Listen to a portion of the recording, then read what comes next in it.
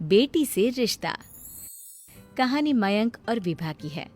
मयंक एक अच्छी नौकरी करता था, लेकिन विभा की जाति का ना होने के कारण विभा के माता पिता शादी के लिए नहीं मानते हैं।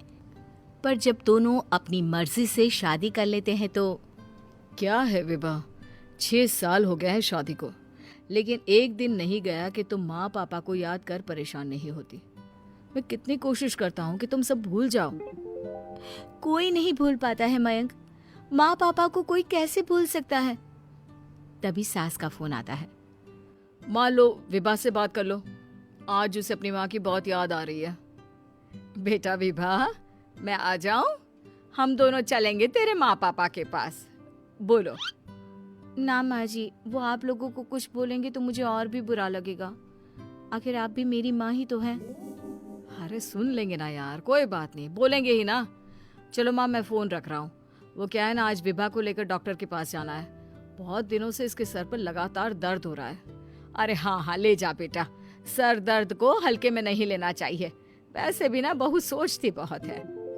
मयंक माँ का फोन रख देता है और दोनों कार से अस्पताल जाते हैं। लेकिन जैसे ही वो लोग अस्पताल जाते हैं, विभा को स्ट्रेचर में नर्स उसकी माँ को लेकर जा रही दिखती है। मयंक, माँ, मयंक वो मेरी माँ है।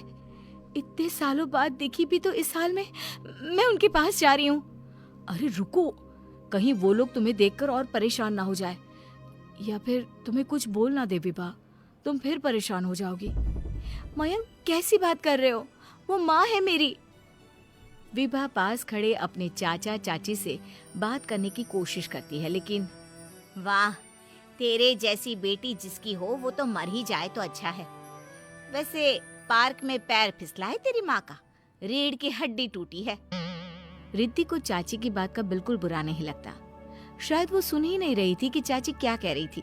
वो सीधे माँ के कमरे में जाती है। कौन है आप? ये मेरी माँ है, मेरा नाम रिद्धि। रिद्धि नाम है ना आपका? दर्द में भी ये आपका ही नाम ले रही थी। हाँ, ये सुनते ही रिद्धि का कलेजा मुंह में आ जाता है। ये वही माँ है जिसने कड़े शब्दों में ये कह दिया था कि अब तेरा मेरा रिश्ता खत्म। फिर रिद्धि का पति मयंक भी वहां आ जाता है। सामने खड़े होते हैं रिद्धि के पिता।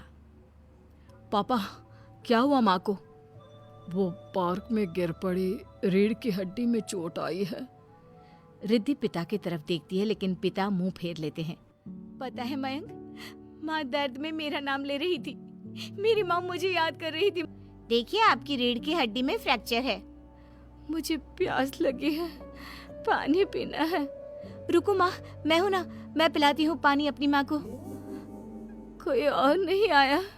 तेरे चाची चाचा आए थे माँ, पर शायद मुझे देखकर चले गए। जाने दे, इस वक्त भी पुरानी रंजिश देख रहे हैं। और रंजिश भी कैसी, माँ अपनी बेटी से नाराज ही तो थी। रिद्धि अब पूरे समय माँ के साथ रहती है। उनके हर काम को करने में उनका सहारा बनती है। फिर एक रोज, आज आपको चलने की कोशिश करनी थी, लेकिन हमारे फिजियो के डॉक्टर नहीं आए जो आपको पकड़ कर चलाते, तो फिर आज। डॉक्टर साहब, मैं हूं ना, मैं माँ को चलने में मदद करूंगी। रिद्धि माँ को चलाती फिराती, उनके खाने पीने का ख्याल